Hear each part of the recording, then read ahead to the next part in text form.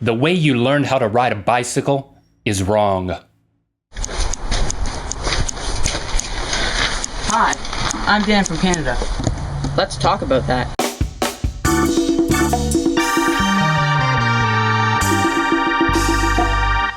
Good mythical morning. This episode is brought to you by royaltyfreemusiclibrary.com. That's where we get pretty much all of our background musics. Now, I'm alarmed at what you have said, Link, because I can ride a bike just fine, and the way I learned how to ride a bike was with training wheels. Training wheels. That's training wheels are evil. Training wheels are bad, people. I've read an article because I too learned how to ride a bike with the training wheels. But you're not very good at riding a bike. You still have trouble staying on. That's neither here nor there. But I read this article, said training wheels are bad, training wheels are evil. You shouldn't use them, you shouldn't train your kids. So there's ramifications here, people. If you still need to learn how to ride a bike, or I had a friend, Matt Peden. You know Matt. Matt didn't learn how to ride a bike until after he got married. I don't know how this happened. The guy's really good at playing basketball, got a great sense of humor. He's a good friend from back in North Carolina. Shout out to Matt. But he never learned how to ride a bike until after he got married at like age 22. Well, I think it meant more at that point, though. You know, it just means more when you do it later in life. He and his wife went to I'm just trying to help him out a little bit. He and his wife went to Ocracoke, and as you know, when you go out on that island in the Outer Banks, everyone rides beach cruisers, and that's where you learn how to ride a bike. Does he know how to swim? I don't know. We can email him. You should be able to do both of those, just as an adult in general. Anyway, the article said... You should also like mustard. It was almost like an epiphany in my mind. The way the article explained it, it's like, I should have already realized this. There's two things that you need to learn when you learn how to ride a bike. One is pedaling, but the other one is balance. Now you tell me which one's more difficult. Pedaling.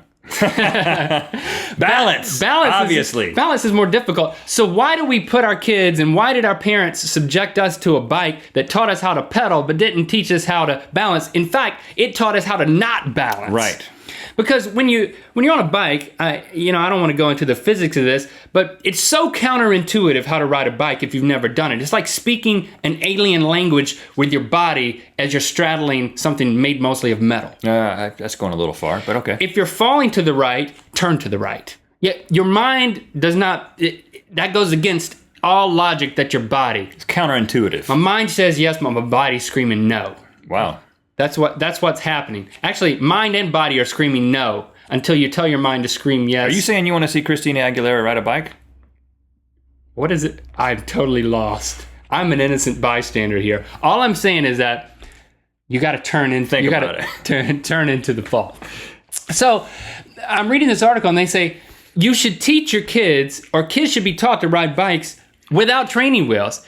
There's this thing called a balance bike, and it's made all out of wood, and they sell that in fancy toy stores. So women who drive up in their Range Rovers and they're eating a manual will say, I got to have one of those for my kids. Yeah. They don't say to buy one of those either. I don't think those women eat the manual. I don't think they eat much at all. They say, get a regular bike, kick the training wheels to the curb, lower the seat all the way down, and remove the pedals. You can screw the pedals off, so then it becomes a balance bike that you don't have to pay a lot of money for, and then you can reattach the pedals once it's time to learn how to pedal. And then they just glide, so they're sitting on the seat, which is really low, but they can stand and just glide, and you get up some speed, and then you just pick your feet up, and you're learning to balance. And then you just add the pedaling, and it's just like, it's building it in the right order. I respect this technique, and I wish that I had learned this way, because I learned the way that you probably learned, the way that you learned, and that was actually out here in California. The evil way. When I was a kid, we lived in Thousand Oaks, California, right down the road from us. Mm-hmm. And my dad got me on the bike, that I had, and he took the training wheels off one day. I was like, whoa, what now? There's 2 points of contact now. There's about to be several points of contact when I fall. In rapid succession. And he would just run with me and then let me go down the sidewalk. I mean, there's cars parked there, and I just kept busting. He put me in jeans. He's like, gotta wear jeans, son. Put the jeans on, and then I would just... And your dad was John Wayne. Yeah, son, I'm gonna shoot you if you don't put on the jeans, partner. Pilgrim, you're gonna ride this here bicycle. And I kind of got on the sidewalk. I kind of got it down, but the problem is that he made me wear jeans to learn the bike, and so then he would kind of just like go inside and let me go out there on my own. And I'm going down, and I got going really fast, and of course I didn't really understand how you stop. I go down like 7 or 8 houses, just going down crossing everybody's driveway, and then eventually my jeans get caught in the chain, because that was before chain guards. my jeans get caught in the chain, and I fall down. The bike is on top of me. I'm like a little 5-year-old kid out there, and I just start going, Dad! Mom! Dad! I sat there and yelled. You were stuck. Your jeans were stuck. Stuck, and I can't carry the bike around. You were pinned under a bike. I was pinned for like 15 minutes. Mom! Dad! Of course, none of the neighbors come out to help the new kid from Georgia. Because you were weird Mom, looking. Dad! Eventually, I sounded just like that, by the way. And then, so, I mean, this was traumatic to me. If I had the balance bike, that would have never happened. When I was, I learned how to ride a bike with the training wheels, and then I went to Aunt Tc's house, and she had this bike with like a big banana seat and had a handle on the back, and she would run with me, and she would whoosh, let go with the handle. Yeah. So the first time I learned how to balance was going at like the top speed that she could run. Yeah. There was no hill, there was no nothing like that. And you know, I feel for parents, having been one who taught my kid how to ride a bike. The only thing more frustrating than teaching a kid to ride a bike is putting lights on a Christmas tree. Ooh. I mean, it is one of the most frustrating things ever because you can't explain it. You just have to experience it. And then once I learned at Nana and Papa's house, there was this big hill, street, asphalt, and I went down there with my stepbrother at the time, Jason. He was like 3 years older. He was a punk. He had a big banana seat. We get down to the bottom of the hill, and then it turns to the right, but we have so much speed, I start turning to the right, and he cuts right in front of me, and I'm thinking, you should be going to the right. The road goes this way. Goes right off the road into, you know, the Peebles had that pond down there, and I was like, he's going to go into the pond.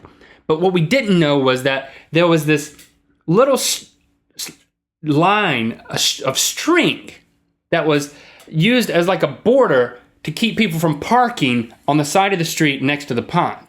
Oh, clothesline. And he lays it down, and instead of getting clotheslined, it comes up and it grabs his ear.